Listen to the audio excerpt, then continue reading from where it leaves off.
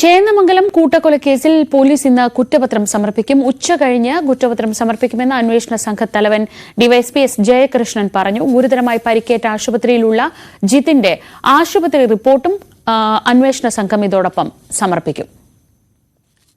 Dani Paul വിവരങ്ങളുമായി. Dani, സാധാരണഗതിയിൽ ഉണ്ടാകുന്ന കാലതാമസത്തിനൊക്കെ അപ്പുറത്തേക്ക് മനുഷ്യ മനസാക്ഷിയെ ഞെട്ടിച്ച കൊലപാതകത്തിൽ 1 മാസത്തിനകം കുറ്റപത്രം സമർപ്പിക്കാൻ അന്വേഷണ സംഘത്തിന് കഴിഞ്ഞു. എപ്പോഴായിരിക്കും കുറ്റപത്രം സമർപ്പിക്കുക? എന്തൊക്കെയാണ് വിശദാംശങ്ങൾ?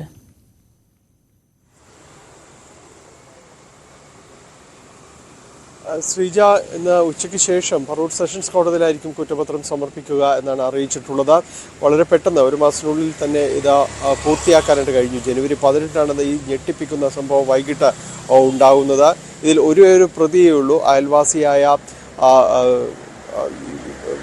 പ്രതി മാത്രമാണ് ഇതിലുള്ളത്. ഋതു ജെയിൻ മാത്രമാണ് ഈ കേസിലെ ഒരേ ഒരു പ്രതി. അയാൾ കുറ്റം സമ്മതിച്ചിട്ടുണ്ട്. അത് മാത്രവുമല്ല, ഇയാൾ പലതവണ പോലീസ് ചോദ്യം ചെയ്യുമ്പോഴെല്ലാം യാതൊരു രീതിയിലുമുള്ള ഒരു ഭാവഭേദങ്ങളുമില്ലാതെ ഒരാൾ രക്ഷപ്പെട്ടതല്ല, ഇത് മാത്രമേ അയാൾ പങ്കുവച്ചിട്ടുള്ളൂ എന്നാണ് ഏറ്റവും ഞെട്ടിപ്പിക്കുന്ന ഒരു വസ്തുത. ഇപ്പോൾ ആശുപത്രിയിൽ കഴിയുന്ന, ഇപ്പോഴും ഗുരുതരാവസ്ഥയിൽ തന്നെയാണ് ജിതിൻ ബോസ് ആശുപത്രിയിൽ ചികിത്സയിൽ തുടരുന്നത്.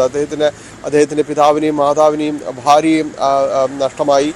3 പേരെ കൊന്നിട്ടും പിന്നീടും ഈ കൊലപാതകിയായ ഋതു പറഞ്ഞത് ഒരാൾ അതിൽ നിന്ന് രക്ഷപ്പെട്ടു, അയാൾക്ക് വേണ്ടിയാണ് താനിത് അത്രയും ചെയ്തതെന്നാണ് പറഞ്ഞത്. അങ്ങനെ കേട്ടാൽ ഞെട്ടുന്ന രീതിയിലുള്ള മൊഴി അടക്കമാണ് ഇയാൾ നൽകിയത്. ഇയാൾ ലഹരിക്ക് അടിമയാണ്, പരിസരവാസികളെ പതിവായി ഉപദ്രവിക്കുന്ന അല്ലെങ്കിൽ അവരെ കയ്യേറ്റം ചെയ്യാൻ ശ്രമിക്കുന്ന ഒരാൾ കൂടിയാണ്.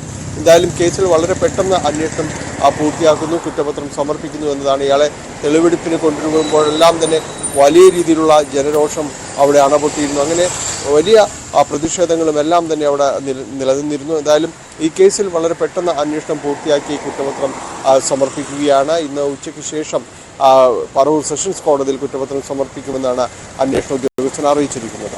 ശ്രീജ, ഡാനി പോളാണ് വിവരങ്ങൾ നൽകിയത്. കേരളത്തിലെ മനുഷ്യരെ മുഴുവൻ ഞെട്ടിച്ചതായിരുന്നു ചേന്നമംഗലം കൂട്ടക്കൊലപാതകം. ആ കേസിലാണ് ഇപ്പോൾ കുറ്റപത്രം സമർപ്പിക്കുന്നത്.